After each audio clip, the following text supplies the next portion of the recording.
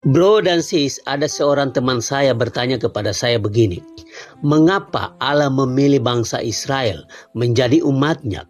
Jawaban saya dimulai dari Abraham. Begini ceritanya, Abraham punya anak namanya Ishak, dan Ishak punya dua orang anak kembar, yaitu Esau dan Yakub.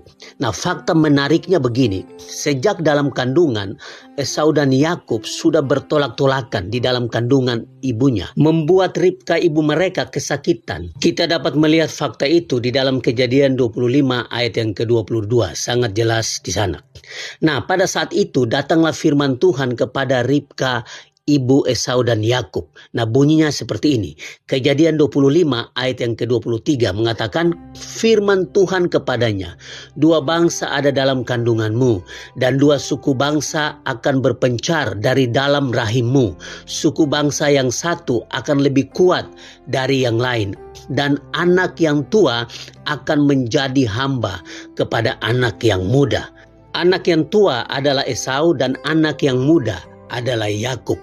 Nah, Esau adalah nenek moyang bangsa Edom dan Yakub adalah nenek moyang bangsa Israel. Satu kebenaran yang perlu kita ingat, bahwa nama Yakub diganti oleh Allah sendiri menjadi Israel. Dalam kitab Kejadian 32 ayat yang ke-27 dan 28 mengatakan, bertanyalah orang itu kepadanya, siapakah namamu? Sahutnya, Yakub.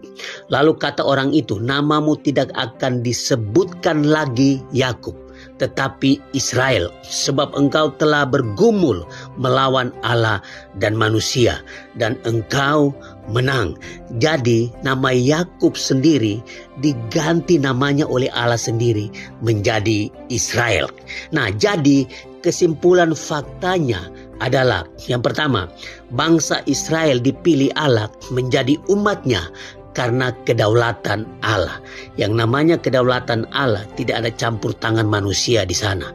Allah yang memilih dan Allah yang menetapkan bangsa Israel menjadi umat pilihannya. Itu yang pertama. Fakta yang kedua, satu-satunya bangsa di dunia ini yang dikasih nama oleh Tuhan adalah Israel. Ketika Yakub digantikan namanya oleh Allah sendiri menjadi Israel. Di situ asal mulanya bangsa Israel.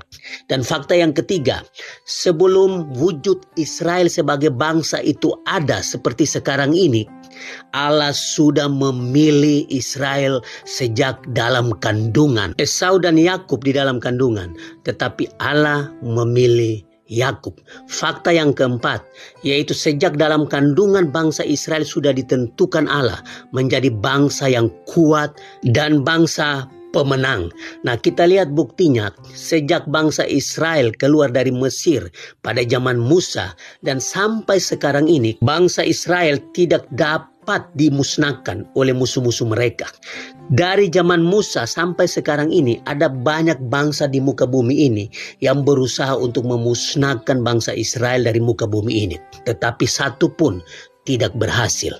Itu karena Tuhan melindungi mereka, Tuhan menjaga mereka, dan Tuhan berperang menggantikan mereka.